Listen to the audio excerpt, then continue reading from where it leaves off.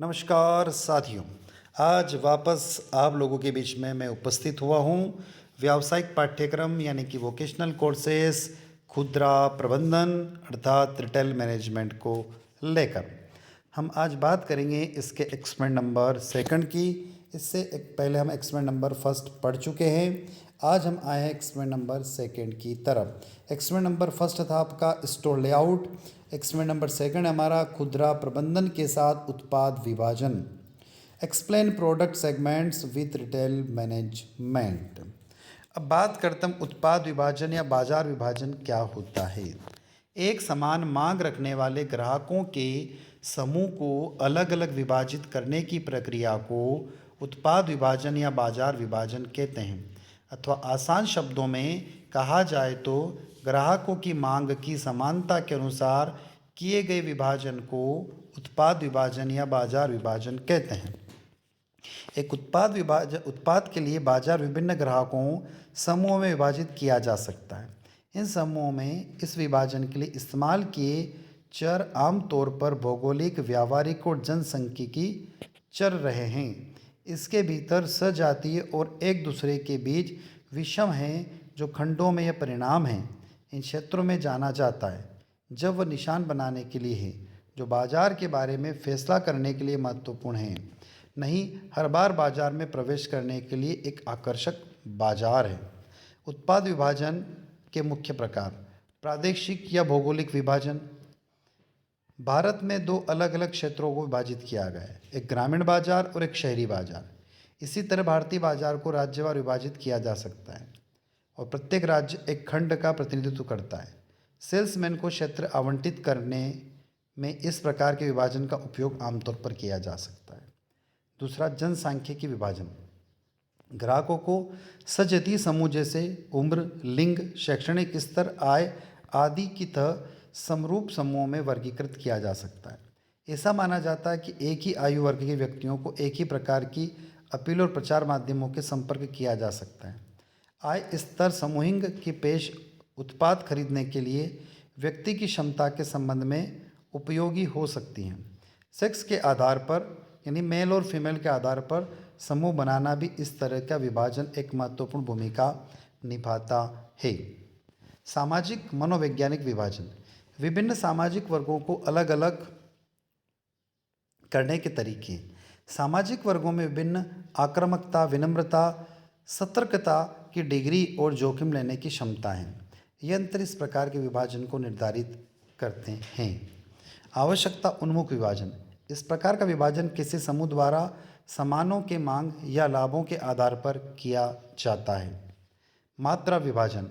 इसमें इवेंट को जज करते हुए मार्केटिंग सेगमेंट करना शामिल है, जैसे कि हेवी, मीडियम, लाइट यूज़र और जो प्रोडक्ट का इस्तेमाल बिल्कुल नहीं करते हैं। वॉल्यूम विभाजन को जनसांख्यिकी के आधार पर खंडित किया जा सकता है। अगला है गुणात्मक विभाजन। इस प्रकार की खरीदारों द्वारा बार बार खरीद पर जोर दिया जाता है। यह वॉल्यूम खंड का विस्तार है, हालांकि सामाजिक आर्थिक विशेषताओं को भारी या हल्के उपभोक्ताओं के साथ नहीं जोड़ा जा सकता है। अगला उत्पाद विभाजन। यह उस उत्पाद के बीच अंतर और प्रतिनिर्देशित होता है जिसमें बाजार शामिल होते हैं। उत्पाद विभाजन बाजार विभाजन की तुलना में कम तर्कसंगत दृष्टिकोण है जब तक कि इसमें शामिल उत्पादकों में महान अंतर ना हो। विभेदिक विपणन संगठन को बाजार की मांगों को पूरा करने के लिए बाजार के उत्पादकों में मदद करता है, अपने ग्राहकों की ज़रूरतों को पूरा करने के लिए अधिक उचित है। अगला पॉइंट है जीवन शैली विभाजन। यह जीवन जीने की विशिष्ट विधा के आधार पर विभाजन पर जोर देता है। जिन खंडों में वे अपना समय कैसे व्यतीत करते हैं, उनके हितों की प्रकृतियों, जीवन चक्र, आय, शिक्षा आदि के चरणों जैसी बुनियादी विशेषताओं के बारे में प्रश्न शामिल हैं। तो ये हम पढ़ रहे थे जो उत्पाद विभाजन है या बाजार विभाजन है। तो उत्पाद विभाजन को हम इतने पार्ट में इसको डिस्ट्रीब्यूट कर सकते हैं, लिंग के आधार पर, उम्र के आधार पर। अब हम ये कह सकते हैं कि एक 18 साल के व्यक्ति को जो प्रोडक्ट पसंद है, ज़रूरी नहीं कि 40 साल के व्यक्ति को भी वो प्रोडक्ट पसंद हो। इसलिए बाजार का विभाजन या उत्पाद का विभाजन जो होता है वो उम्र के अनुसार आसानी से हो सकता है, फिर लिंग के अनुसार भी हो सकता है। उसके अलावा आय के अनुसार भी हो सकता है। तो ऐसे हमने बहुत सारे पॉइंट्स इसके अंदर अभी डिस्कस किए। ये पूरा प्रैक्टिकल आपको अपनी एक प्रैक्टिकल डायरी परचेस करना है और उसके अंदर प्रैक्टिकल्स को नोट डाउन करना है। अगला है उत्पाद या वस्तु स्थिति की रणनीति। अब क्या रणनीति होना चाहिए? गुण स्थिति। विज्ञापन या जो संदेश उत्पादक ग्राहकों तक पहुंचाना चाहता हो, उस संदेश में वस्तु की कुछ विशेषताओं के बारे में होना चाहिए, अथवा संदेश वस्तु की कुछ विशेषताओं का स्पष्टीकरण करना चाहिए। उदाहरण के लिए डव शैम्पू, इसके विज्ञापन के उत्पादक कहता है कि उसके उत्पाद का 1/4 नमी जो बालों को मुलायम और रेशम रखे। यह संदेश ग्राहकों को वो उत्पाद खरीदने के लिए बढ़ावा देता है। तो कहने का मतलब है कि प्रोडक्ट जो भी है, उस प्रोडक्ट का जब हम एडवर्टाइजमेंट कर रहे हैं तो उसकी क्या स्थिति होना चाहिए? गुण स्थिति होना चाहिए। यदि गुण स्थिति होगी तो उस प्रोडक्ट को आसानी से सेल किया जा सकता है और उसका विभाजन भी आसानी से हो सकता है। दूसरा पॉइंट है लाभ स्थिति। उत्पादक जब अपने उत्पाद के लिए विज्ञापन देता है तो उस विज्ञापन में उस उत्पाद के बारे के लाभ के बारे में कुछ होता है और होना भी चाहिए। जैसे कॉम्प्लान, इसके विज्ञापन में इसके लाभ के बारे में कहते हैं कि इसको सेवन करने से ऊंचाई बढ़ती है। तो इस विज्ञापन को देखकर जिस किसी की भी ऊंचाई कम है वो इसे अवश्य खरीदेगा और ऐसी स्थिति में उस प्रोडक्ट की सेलिंग मार्केट में बढ़ जाएगी। तो पहली स्थिति थी गुण स्थिति, दूसरी स्थिति है लाभ स्थिति। लाभ स्थिति मतलब ऐसी टैगलाइन का प्रयोग करना जिससे ग्राहक उसकी तरफ आकर्षित हो और उसको परचेस कर सकें। आवेदन या उपयोग की स्थिति।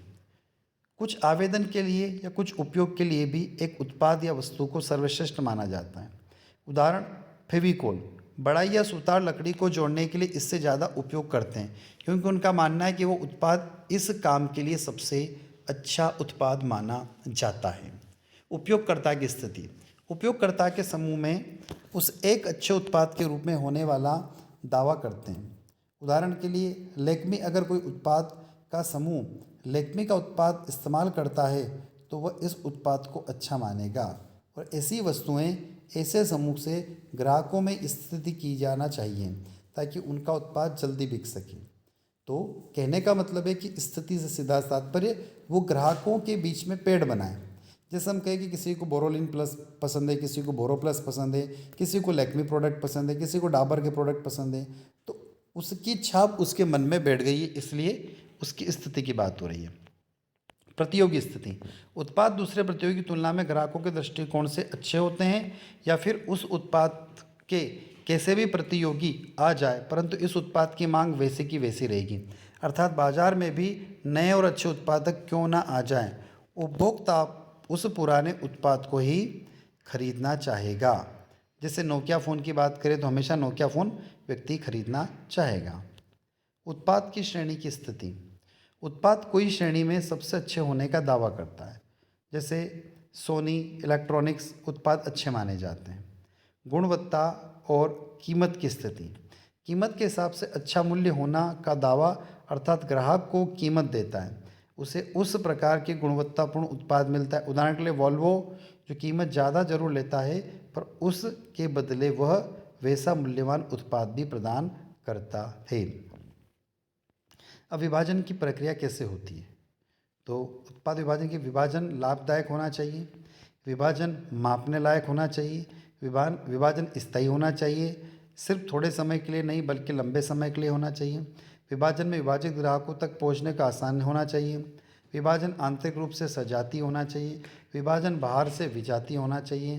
विभाजन लक्षित ग्राहकों को ढूंढता है। विभाजन विपणन मिश्रणी निश्चित करने में मदद करता है। अब बात करते उत्पाद विभाजन या बाजार विभाजन के क्या क्या लाभ है।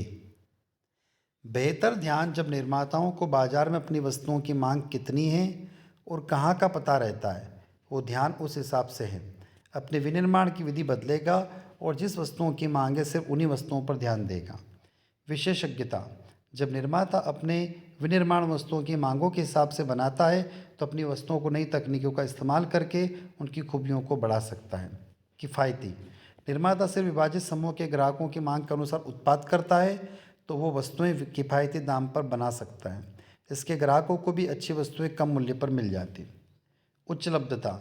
निर्माता मांगों के अनुसार अपनी वस्तुओं को उत्पादन करता है, वह अन्य खर्चे बचा पाता है और उन बचत में वह कई अन्य जगह उपयोग कर सकता है। संसाधनकर्ताओं का इष्टतम उपयोग। निर्माता निर्माता अपना उत्पादन वस्तुओं की मांग के अनुसार करता है, इसलिए वो कच्चा माल भी उसी हिसाब से लेता है, क्योंकि कच्चा माल मांगों के अनुसार लाया जाता है और वो उनका सही तरीके से उपयोग करता है।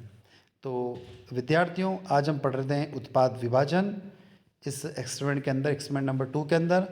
तो ये पूरा प्रैक्टिकल आपको अपने प्रैक्टिकल रिकॉर्ड में नोट डाउन करना होगा। और ये वीडियो जो है, वीडियो लेक्चर है प्रैक्टिकल का, आई होप आप लोगों को अच्छा लगा होगा। अच्छा लगता है तो वीडियो को लाइक करें, अपने दोस्तों तक शेयर करें और चैनल को सब्सक्राइब करना ना भूलें। और कोई डाउट है तो कमेंट बॉक्स में कमेंट करके आप लोग पूछ सकते हैं, क्योंकि व्यावसायिक पाठ्यक्रम जो है वोकेशनल कोर्सेज से जो प्रैक्टिकल हम इसमें देख रहे हैं वो प्रैक्टिकल आपके 100 मार्क्स का होगा, यानी 100 नंबर का आपका प्रैक्टिकल होगा जिसकी एग्ज़ाम होगी। तो धन्यवाद साथियों।